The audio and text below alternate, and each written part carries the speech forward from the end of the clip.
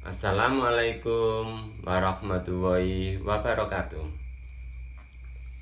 Halo, apa kabar anak-anakku kelas 8 sampai 84 yang aku sayangi. Mudah-mudahan kalian semua sehat walafiat beserta keluarganya, dijauhkan dari COVID-19. Demikian juga saya yang sekarang di rumah Lamongan dalam keadaan sehat walafiat dapat mengadakan kelas online untuk hari Jumat ini. Anak-anakku, kemarin kalian telah saya beri materi kedatangan bangsa barat ke Indonesia. Sekarang melanjutkan untuk pertemuan hari ini kebijakan Belanda selama di Indonesia. Ya. Kalian sudah tahu bahwa Belanda itu mendarat di Banten. Dari Banten terus ke Maluku untuk mencari tempat pusat rempah-rempah. Di situ akhirnya bangsa Belanda datang ke Maluku untuk mencari rempah-rempah. Akhirnya para pedagang itu supaya tidak mengadakan saingan, membuat sebuah kongsi dagang yang bernama VOC. Jadi VOC itu adalah perkumpulan pedagang Belanda yang dibuat pada tahun 1602. Nah, tujuannya apa? Para pedagang kok membuat VOC? 1. Untuk menghindari persaingan. 2. Supaya harga sama. 3. Mencari keuntungan yang besar supaya bisa membantu negerinya Belanda sana. Akhirnya VOC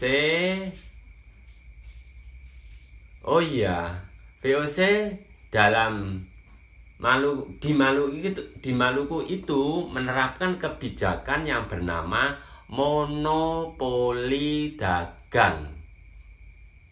Yang dimaksud monopoli dagang itu perdagangan yang hanya ada satu pembeli, sedangkan penjualnya banyak. Satu pembelinya ya Belanda, sedangkan penjualnya adalah para petani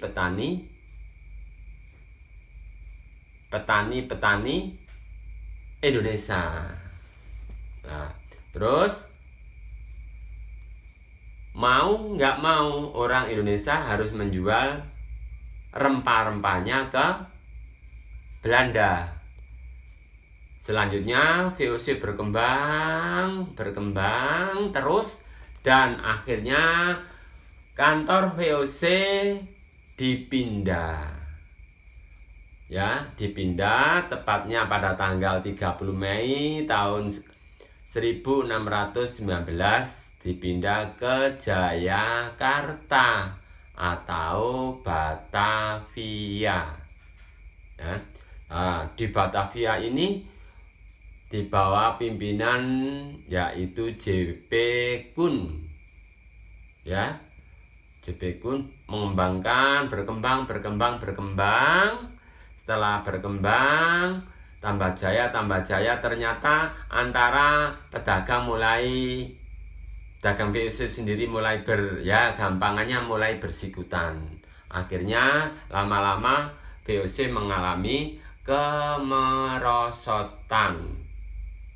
Akhirnya VOC dibubarkan pada tanggal 31 Desember 1799. Keesokan harinya berarti tahun baru, tanggal 1 bulan 1 tahun 1800.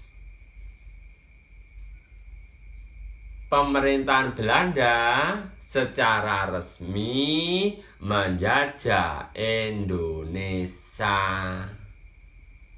Nah, yang ditunjuk oleh pemerintahan Belanda untuk memimpin di Indonesia adalah orang yang bernama Jenderal William Dandes. Ya. Nah, di Indonesia Dandes ini membuat peraturan atau kebijakan yang diberi nama kerja paksa atau kerja rodi, yaitu bekerja yang tanpa digaji, tanpa diberi makan. Ya. Nah, langkah-langkah Dandes karena Dandes dapat tugas dari pemerintahan sana, itu langkahnya satu, membuat jalan Anyer sampai Panarukan. Anyer sampai Panarukan. Anyer itu paling barat Pulau Jawa dan Panarukan paling timur Pulau Jawa. Yang kedua, membuat pabrik senjata, ya, di Surabaya. Terus membuat yang namanya lagi pelabuhan. Nah, mengapa kok membuat jalan dan pelabuhan ini? Ya nanti digunakan untuk mengambil barang-barang di Indonesia yang ada di Pulau Jawa. Nah, sekarang Anyer Panarukan itu ada, jalan Anyer sampai Panarukan itu ada yang melewati Gresik. Nanti ada gambarnya di samping itu. Ya. Nanti ada gambarnya di samping. Kamu lihat yang melewati Gresik itu. Ya. Terus apa ya? Gini. Nah, biayanya dari mana itu untuk membuat seperti itu? Ternyata Dandes di samping menerapkan kerja paksa, ternyata dia untuk biaya itu ngambil dari mengambil dari pajak hasil bumi. Ya, saya ulangi lagi, maaf, pajak hasil bumi. Jadi siapa saja, petani mana saja yang menghasilkan barang, menghasilkan entah padi, entah tebu, entah tembakau, maka dikenakan pajak untuk membiayai kerja rodi itu. Akibatnya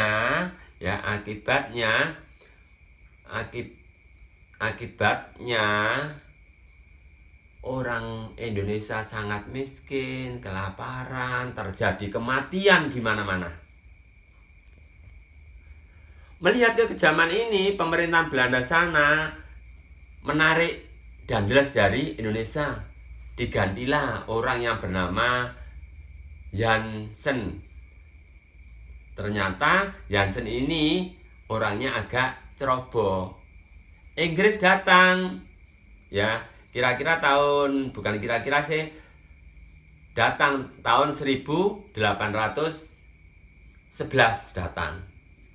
Setelah datang, terjadi pertempuran antara Inggris dengan Belanda. Ternyata yang Belanda kalah.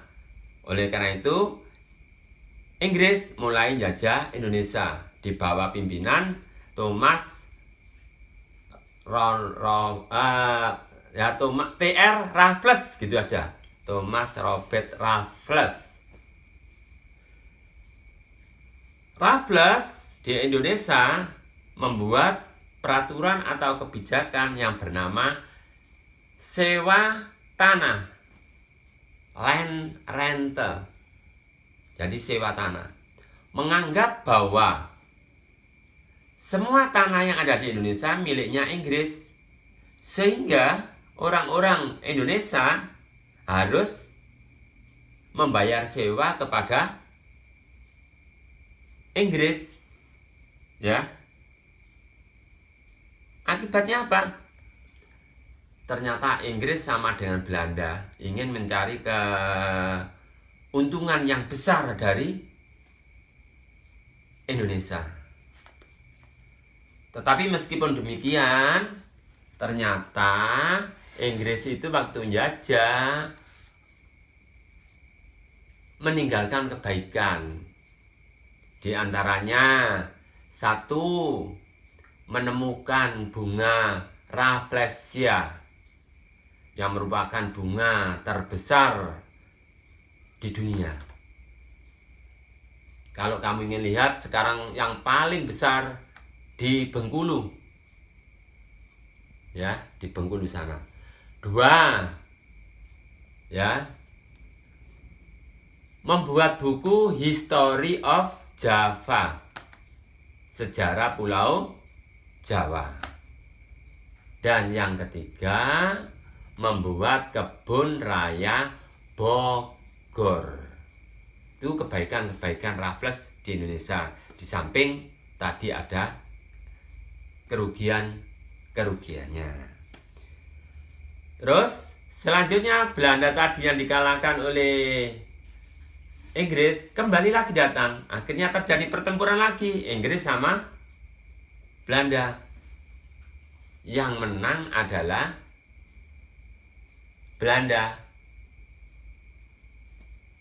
Inggris disuruh menandatangani sebuah perjanjian yang bernama Konvensi of London, yang isinya Inggris menyerahkan Indonesia kepada Belanda. Maka secara resmi lagi Indonesia dijajah oleh Belanda. Yang dijadikan pimpinan pada saat itu orang yang bernama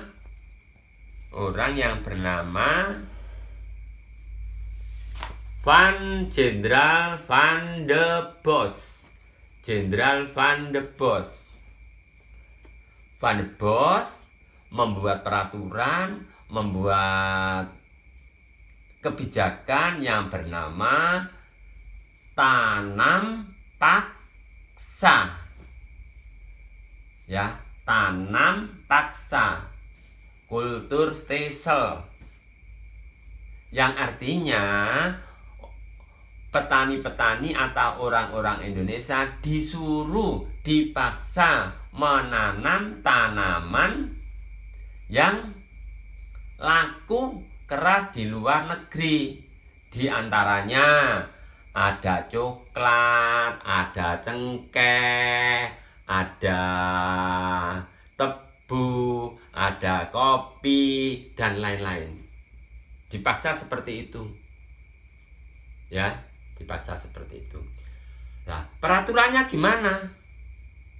Peraturannya tanam paksa itu satu, petani 1/5 tanahnya harus ditanami tanaman tanam paksa. Jadi tanamannya laku di luar negeri.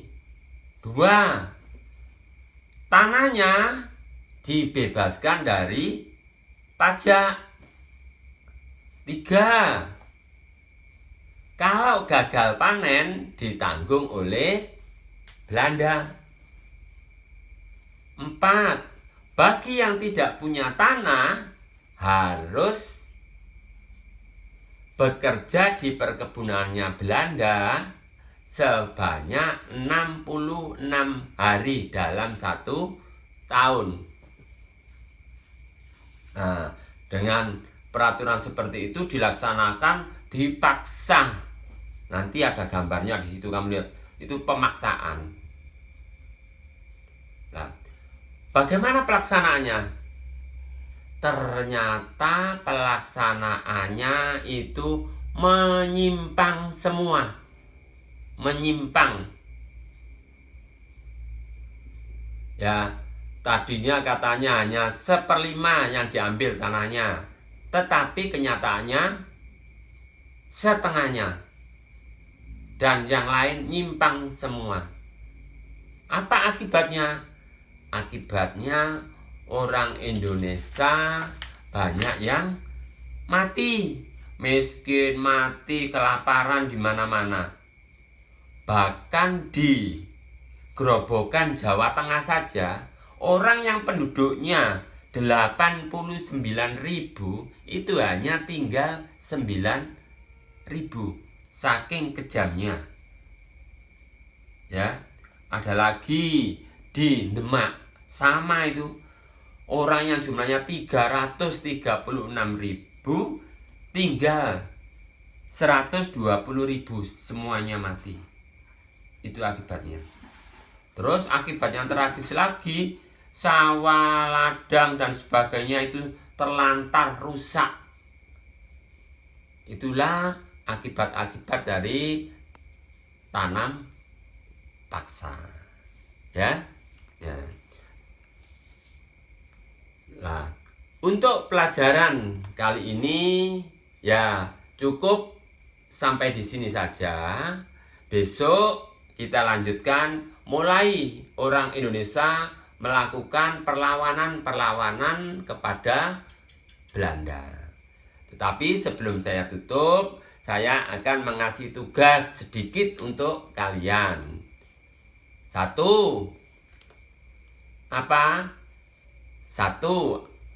Carilah jalan-jalan di Gresik yang dilalui oleh jalan raya Anyer sampai Panarukan atau yang dikenal dengan jalan Dandeles.